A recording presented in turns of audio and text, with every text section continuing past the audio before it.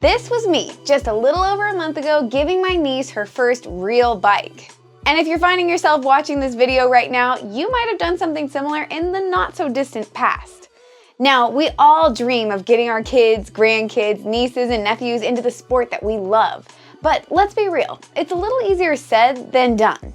So over the past couple weeks, I've been having conversations with fellow riders, their kids, and of course scouring the internet, all in an attempt to figure out how to make my niece fall in love with riding. In the end, I consolidated their stories and advice into 5 tips that I'm going to share with you right now. Now this may be obvious, but the very first step to getting your little one to fall in love with biking is getting the right bike. Now, seeing as we just celebrated the holidays, I'm guessing many of you have already completed this step, so we'll make it fast. Buying a youth bike is a little bit of a balancing act between getting something that's going to be high enough quality to last and make riding safe and enjoyable, and of course, not going over the top with a bike that maybe they'll just use a season or two and then outgrow. Now, Polygon makes an awesome kids bike that I bought my niece this year, which is the Xtrada 20. It's a perfect example of this. It has air suspension, hydraulic disc brakes, and a wide range 1x drivetrain, all while maintaining a modest price. If you happen to still be on the market for a youth bike and have some questions on what to look for, then drop those in the comments and we'd love to help make sure you get the best setup for your future ripper. Now, as stoked as you or I might be on the aforementioned high quality components, my guess is the bike's pint-sized recipient might not care quite as much. So that's where step 2 comes in, accessorize. Things like custom colored grips and pedals don't really cost that much, and they go a long way in making the bike feel extra special. We at BikesOnline carry tons of great accessories, both for the bike and youth riders, and I'll leave a link to our website so you can check it out after this video. Now that the bike is dialed in, it's time to take it and its very special rider on their first ride.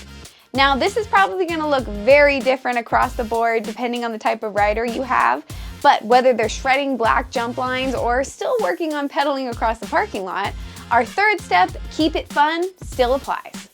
Seeing as the bike is new and may fit or ride differently than what they're used to, it's a good idea to scale things back a bit and start slow. This is my niece's first pedal bike, so we went to some empty parking lots for her introduction. Believe it or not, it's actually the same spot where my grandpa taught me how to ride a bike almost 30 years ago. Lastly, regardless of where your first ride takes you, it's not a bad idea to sweeten the deal, literally, at the end of the day. One of the best parts about any sport or hobby is really seeing the improvement increase over the years, which is why our next step is progression.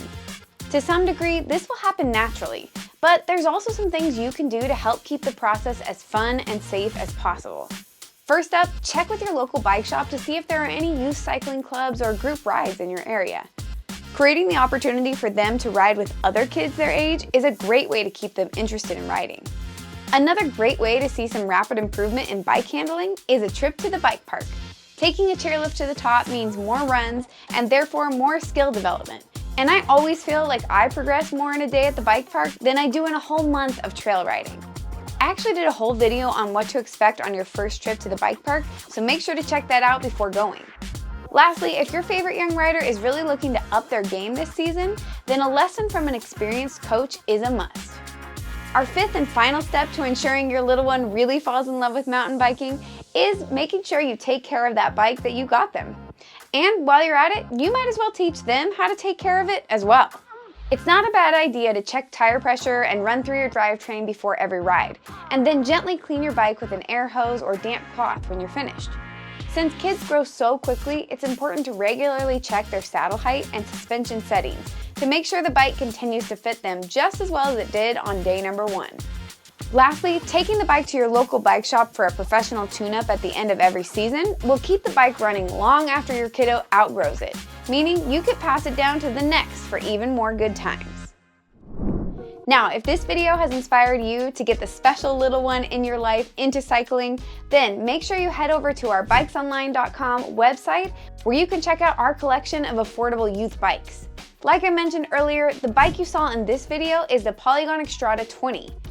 If you need something a bit burlier for the most aggressive little rippers, then check out the Polygon Siskiyou D24 Evo, a full suspension bike that's up for anything from enduro racing to family trips to the bike park.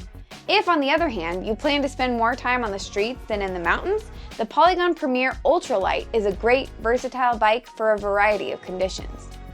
If you still have any questions on how to get your aspiring young riders into riding, or maybe you have a tip to leave yourself, make sure you drop it down in the comments below.